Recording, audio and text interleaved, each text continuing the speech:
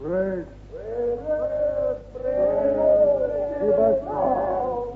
Give us bread. This is the ABC.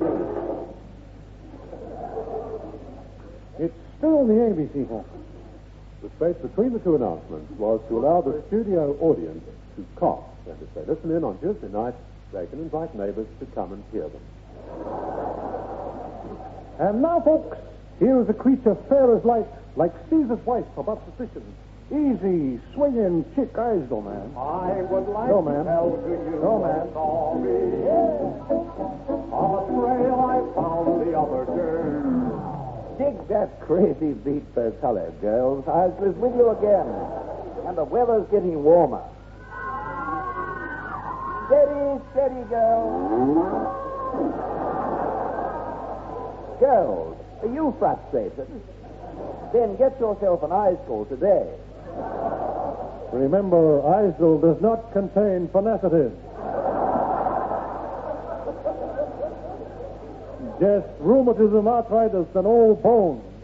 I say, look here, I've never been so insulted in my life. It's your own fault. You don't get around enough.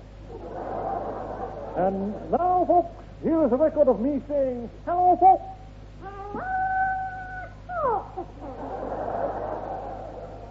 So that was Mr. Spike Milligan saying, hello, folks. That was John McLeod saying that was Spike Milligan saying, Hello, folks. And that was John Hewitt saying that was John McLeod saying that was Spike Milligan saying, hello, folks. And that was Al Thomas saying that was John Hewitt saying that was John McLeod saying that was, all that stuff. Hello, folks. I suppose the ABC do know what they're doing. We do it for the money. Yes, but money can't buy friends. No, but you get a better class of enemies.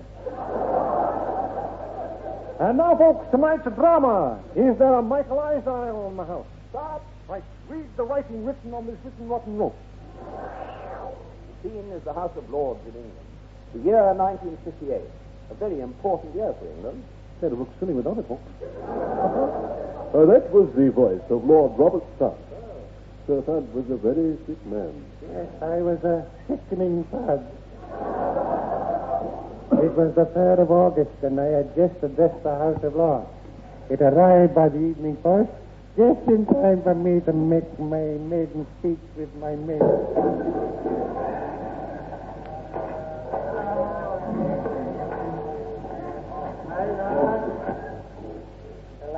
My lord, I have news that is 6 feet deep. That sounds like grave news. Yes.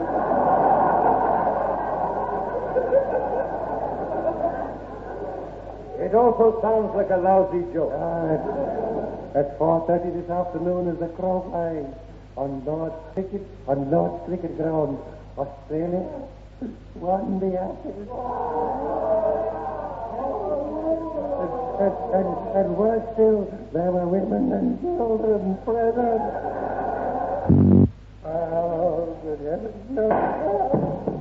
Oh, the poor Duke.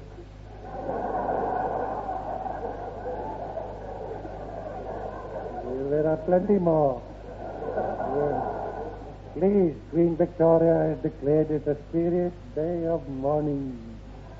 The prime monster of the antipodes has sent this message of Australian condolence to us. Dear Lord Saturn, we all join in with you. In your great loss of the Ashes.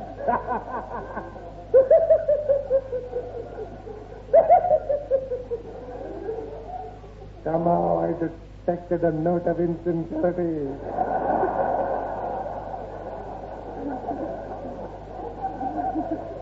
Look, are we the people of old England going to take this lying down? Only during the hours of darkness.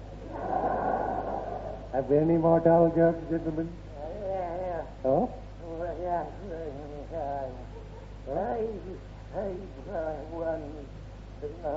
This better be good. I was going. Yeah.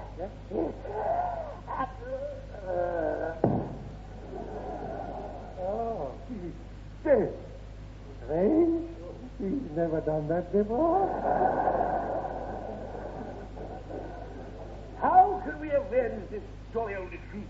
I'll tell you, we must get the Duke of Norfolk and Gordon Surrey to record time my kangaroo down spot, and then we get to the wall.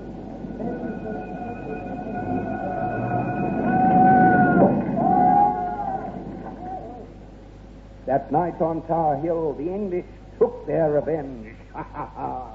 Yes, an effigy of Sir John Bradman was stuffed with cenopods and burnt.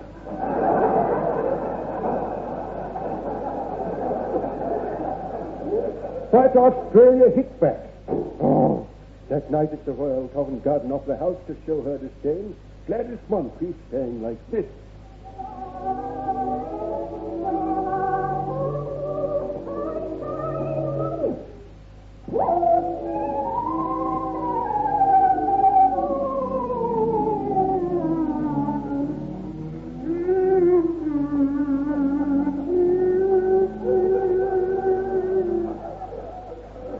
Meantime, Scotland Yard of England and England Yard of Wales and Welsh Yard of China were trying to find a reason for England's losing the test. Aye, my name is Inspector Tom McJimstein and Sons Limited. Now, on the day England lost the Ashes, a man from the Ministry of Cricket was sent to my house. Inspector Thompson. Inspector Thompson. Inspector.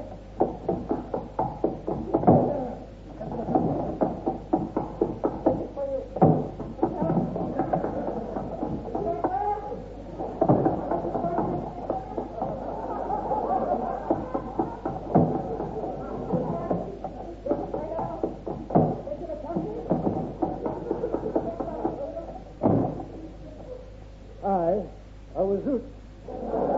And the phone rang. Yes, indeed. I heard the phone ring.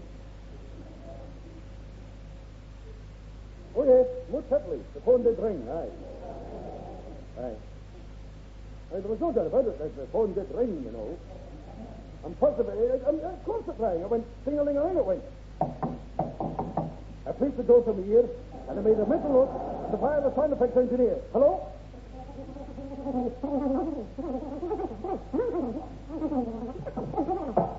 Speaking personally. I'll be right over to find out what you mean. Crossing only to turn the page of the script, arrived as John McLeod in his saggy radio voice who said, "It's Tom Stern." Oh, coming to the effect.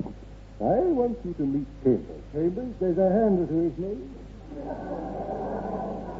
Oh, I'm sorry, I beg your pardon. Lord Chambers. The world's greatest forensic scientist. A brain so refined, it shines like a bright star in the firmament. Oh, there must be some mistake, mate. Good. Who are you? Albert I. Fox.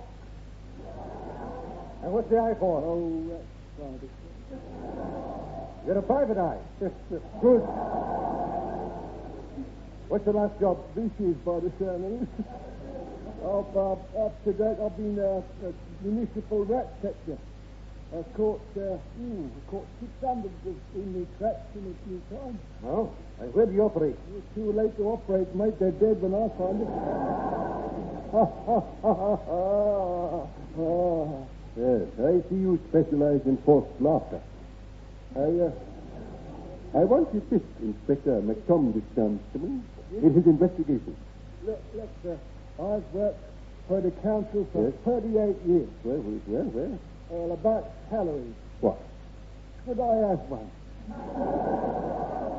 Well, shall we say £1 a year? Pound a year? Agreed. Now off you go. Wait a minute. Until ready to get your job. Inspector McTom didn't see him in Sound Limited, also Proprietary Limited, Australia, and Spark.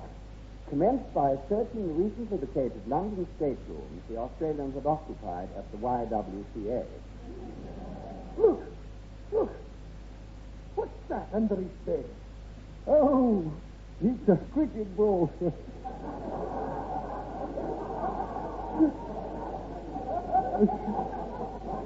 A space device. Yes. Oh, this is what a cricket ball looks like. Yes.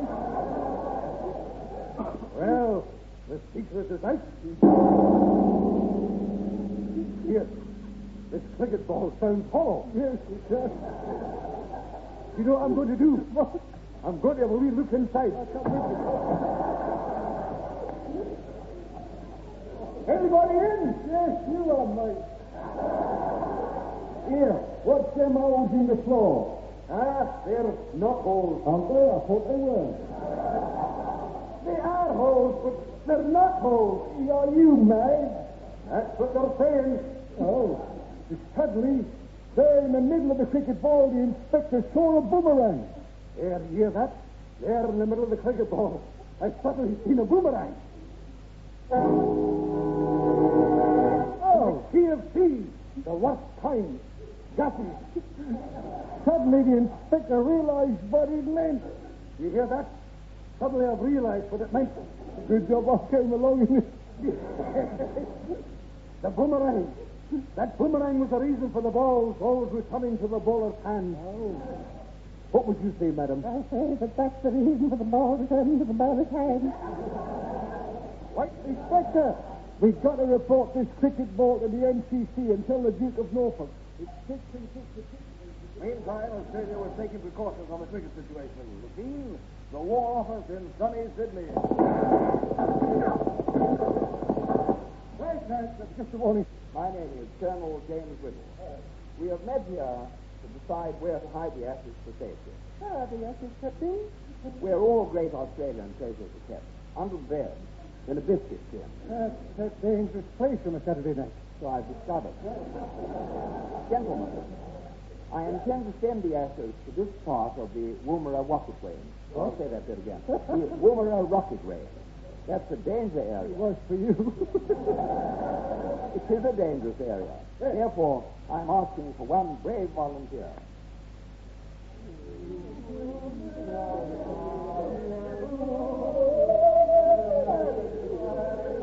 I've always heard you. Very well, gentlemen. One brave singer.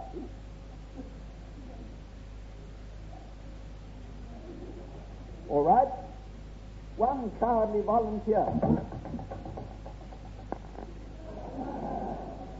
That just leaves me. Haven't I seen you somewhere before? Oh, I'm out of there now.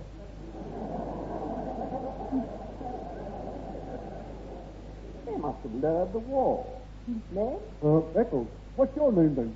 I'm Colonel James Riddle, Stanley, DC, DSO, MC. Okay, there's no need to spell it.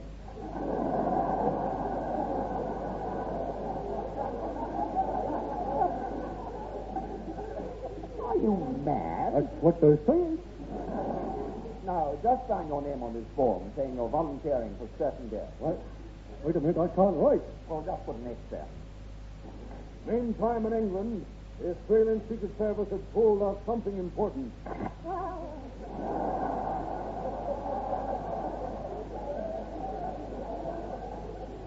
This is the General Overseas Service of the BBC. Last night, 2 masked Australians broke into Scotland Yard during a policeman's tea party. From under the very nose of the inspector, they serve a cricket ball. The people are therefore warned not to keep cricket balls under their noses. The Australians escaped in a high-powered kangaroo. It is reported that as a reprisal, the British Navy will send a submarine surface to try and bring the ashes back to the... Captain, what's our position? Well, we're 30 feet down and crossing the Great Australian Bar, which is not worse than it's bar. Right, up, telescope!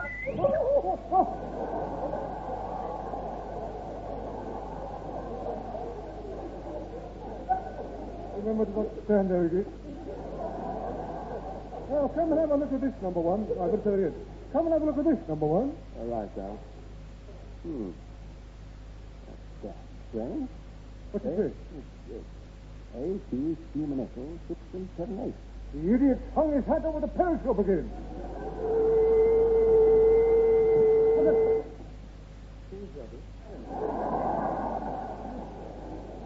Thank you, Cecil. Thank you. 1 lump or 2, sir? I think just 1 lump for me. Ah. Now, Cecil, open field orders. They appear to be very, very secret. Why, sir? Well, you know that little transparent window with the address in? Yes. Well, it's got the blinds on. Yes. It's my turn to open them. Yes, yes. It was your turn to steer yesterday. Listen. Suspect man believed to be burying the ashes in Warmer Desert. Good heavens. Landing party to stop it at all costs. Australian warship passing astern. Telescope up. Brothers, Yes, sir. what's the name on her side? Oh, I'll spell it for you, sir. L. Yes. That's double L, sir. Okay. Again. Yes. Another L. Let's see. Oh, Sarah. You idiot, there's a porthole. Melbourne ahead. Melbourne, what's today? Sunday. That's off for the day. It'll go well and known. Stand by, raiding party to go ashore. You don't forget, men, we've got to get these ashes back, dead or alive.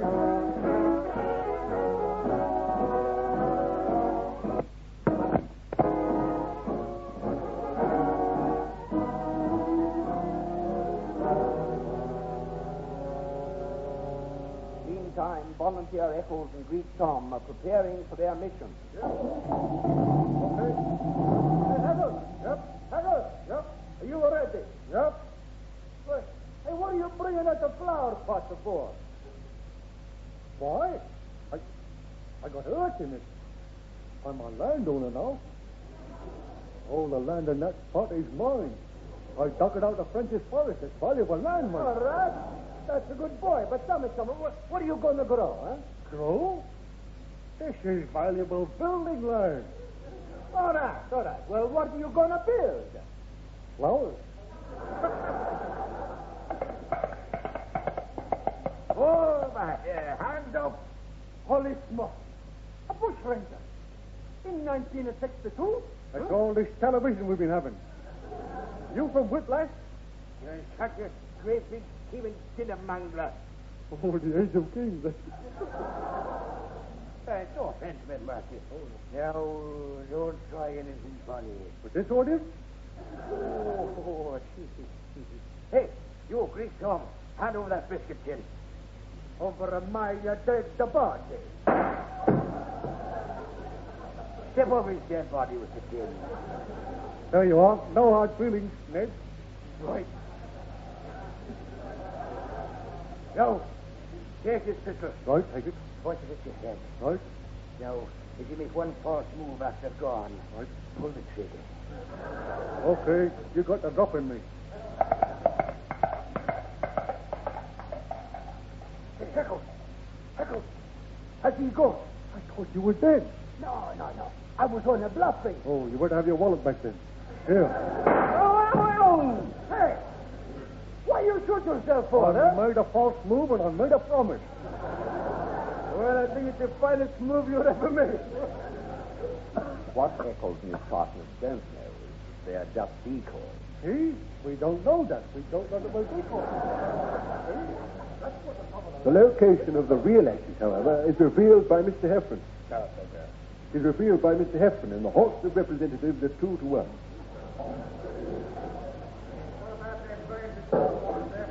I have been asked to tell you the real location of the arson. They're being secreted in pharmacy. How did this manifest, Mike? The lady was very short-sighted. In fact, so short-sighted, she got into her grandfather's clock to make a phone call. And he says she must be a very determined woman. Oh, why? She got through. It must have been Andrea.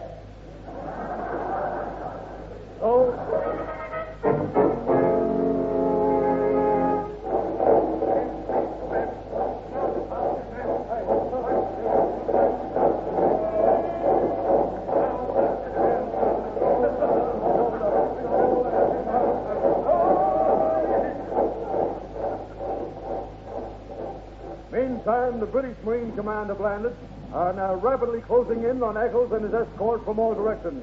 Left! Keep it there! Yes! Off and no trouble ain't marked up! There, I'm saving it for the hill! Come there! Halt!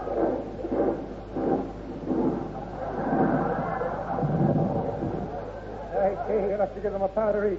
Now then, we'll camp here for the night, gentlemen. Put tents up for the men, and erect a 3-story Georgian manor for me. Nothing pretentious.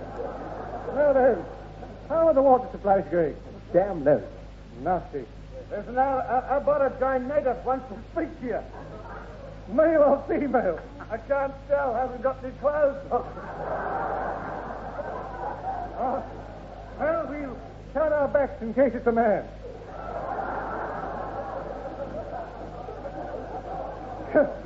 Steady now. We know what you like. Steady, men. Steady. You'll all get your promotion. Come forward, Aborigine of no big sex. You make 'em, speak 'em. Tell 'em he'd make a long fella speak a long story. Good morning. I come from the arid desert. As soon as we heard him speak, we realized one thing. We should have hired an actor. Steady. On my salary, this is some performance. Right. Now, I've been sent here by the chief of the Henker tribe. I see. He's a handkerchief.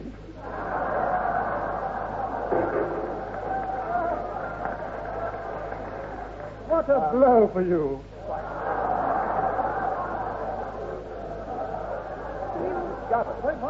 We have discovered 2 white men dying of thirst in the desert, and one was dead. The ashes. Hey, the ashes. For myself, I would have said water.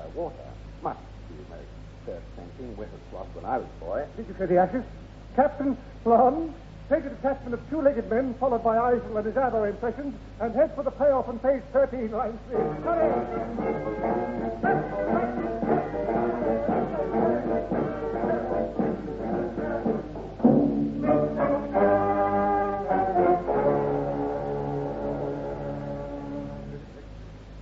Meantime, and I mean that most sincerely, Australian scientists were working on an ashes locating machine. That's right, no. Steady. Wait, no. Gentlemen. Hold, that's fine. Gentlemen, I've been sent here by the Hindu Commission to demonstrate to you the possibilities of the ashes being specially magnetized with atomic particles like these. Now, these particles here, I have magnetized and atomized. See what? I throw them up in the air. Oh! You see that, Mr. Jones? Go and scrape those atoms off the ceiling. What? Smith, go and scrape Mr. Jones off the ceiling. Now, Mr. Bloom, will you switch on the radar screen, please? Channel 7.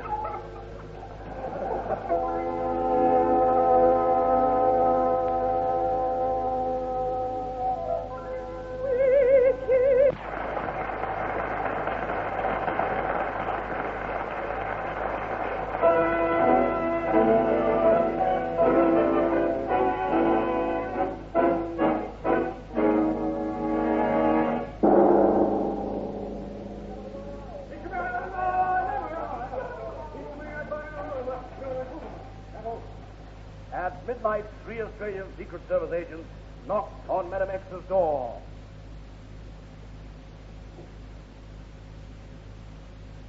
Well, I thought they knocked on the door. To keep Madame X under observation, we had the outsides of her windows clean so we could see in, and left the inside dirty so she couldn't see out. Hey, what are those things outside that I can't see inside outside? Doing inside out my window. We have police officers. Oh, hello, boy. Excuse me, but at this stage, may I interrupt the program? By all means. Owing to the absence of Mr. Rick Hutton, there's been a maldistribution of lines among the artists' clearing. I'll just go through the scoreboard for you. For instance, Mr. L. Thomas has only had 13 lines, the last line of which was, "We are police officers." Now, both Messrs. John Hewitt and John McLeod have had in excess of 42 lines each. Look, I say, oh boy, this is going to be rather lengthy, so I haven't the background here, Christine. Thank you very much. That's jolly good. Right. I myself have only had, now let's see, approximately 23 lines, which is well below my norm of 38. I'd like to mention at this stage that high tide at Port Jackson is at 4:32, and Whiting biting at the spit.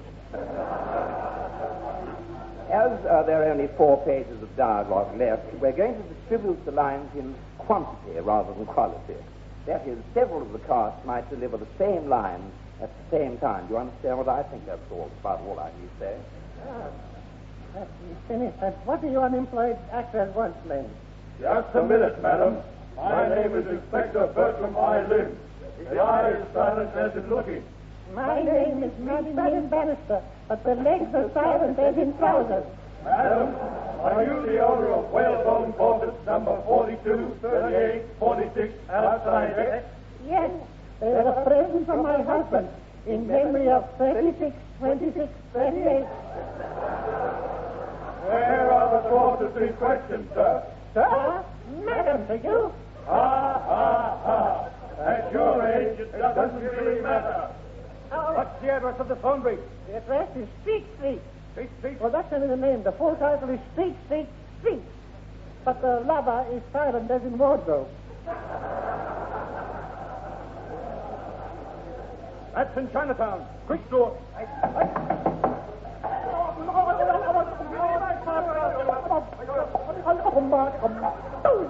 We are police officers. And I must warn you, anything you say will be taken down and used in the Bob Rogers show.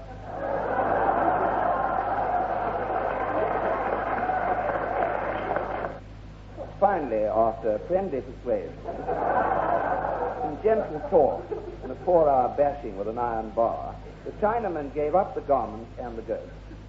With trembling hands, he tore them open. Look! They're ashes. Steady now. Right? Hold out your hand. Okay, don't worry. I'll pour them out.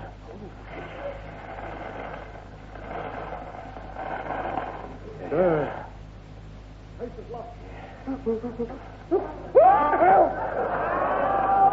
You idiot!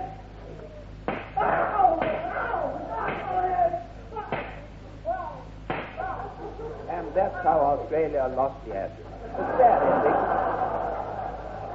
You've been listening to The Idiot Weekly, an ABC radio-type publication with Jim Guthrie and the ABC Dance Band and the voice of lyric soprano Patricia Ridgway. Reporters were Michael Iredell, John Hewitt, Paul Westman and Al Thomas, their destinies guided by Idiot-in-Chief Spike Milligan, who also wrote the copy. Wielding the blue pencil, our producer John McLeod. Effects, John McGrath and Jim McLeod. Control operators, Sid Butterworth and Dale Surtees. Special music, Neil Thurgate. Announcer, Peter Young. We'll be going to press at the same time next week with The Idiot Weekly, so make sure of your copy now by punching order with your newsagent.